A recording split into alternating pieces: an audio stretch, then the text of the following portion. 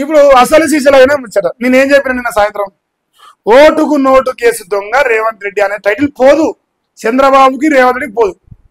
అయితే ఈ వార్త ఒకటి రెండు మూడు పేపర్లు పెట్టిన, ఒక్క దాంట్లో చూద్దామన్న భూతద్దం కూడా పెట్టిన ఇందాక పొద్దుగా లేవగానే, కనపడదు కూడా.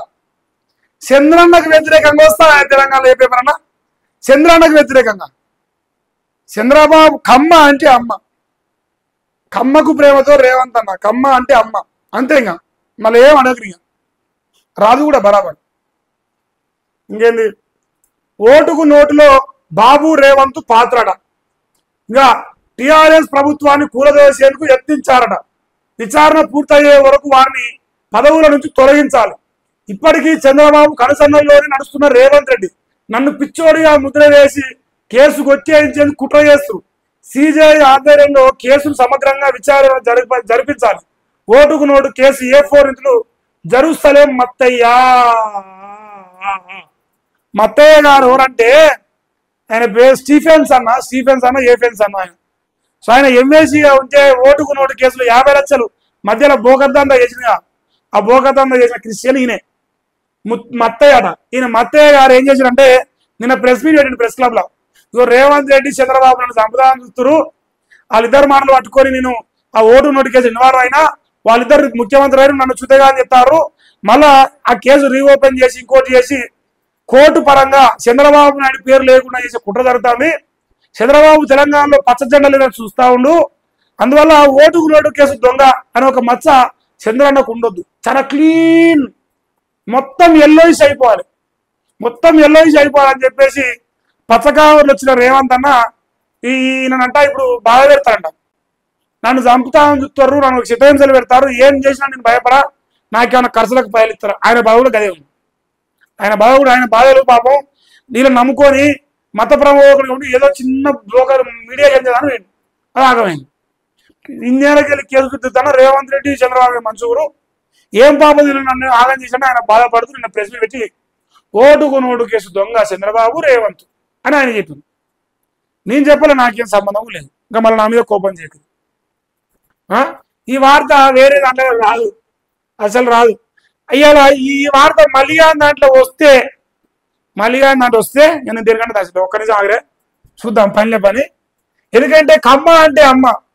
ఇప్పుడు బిఎల్ఎన్ రెడ్డి ఆయన పేరు T5 బిఎల్ఎన్ రెడ్డి ఆయన పేరు ఉంటుంది, NVS రెడ్డి అది కూడా కాదు, ఆయన పేరు గుర్తురాట్లేదు. బిఆర్ నాయుడు చలో రైట్.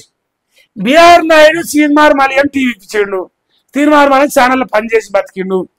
ఎట్లా రాస్తాడు? ఆయనకేమో టీటీడీ చైర్మన్ అదే ఇచ్చినట్టు.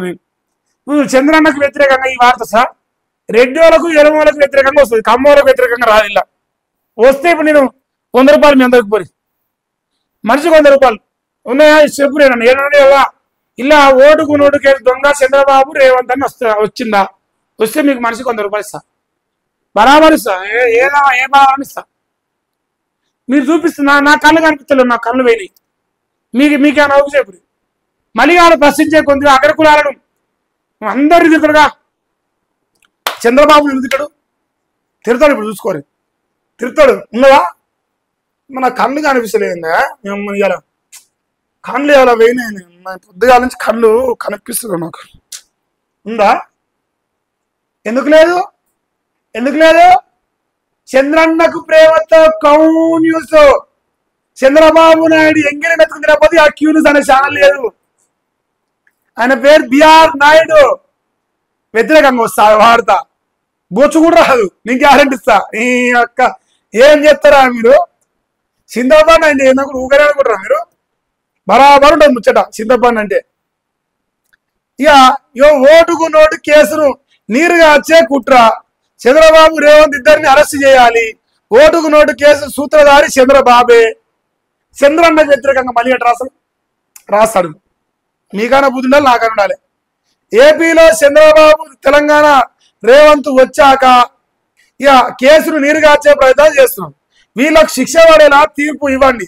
సుప్రీంకోర్టు సిజేఐకి A4 జెరూసలేం మత్తయ్య లేక కేసు నుంచి చంద్రబాబు పేరు తొలగించుకోవడం కోసం నా చేత తప్పుడు స్టేట్మెంట్ ఇప్పించుకున్నారు. కేసీఆర్ కేటీఆర్ ఫోన్ ట్యాపింగ్ చేశారని నా చేత బలవంతపు వాగ్మూలం తీసుకున్నారు.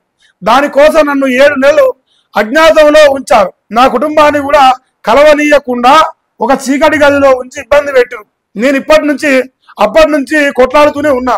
సుప్రీంకోర్టులో కూడా నా పిటిషన్ విచారణకు రాకుండా చంద్రబాబు ఆయన మనుషులను పెట్టి అడ్డుకున్నారు.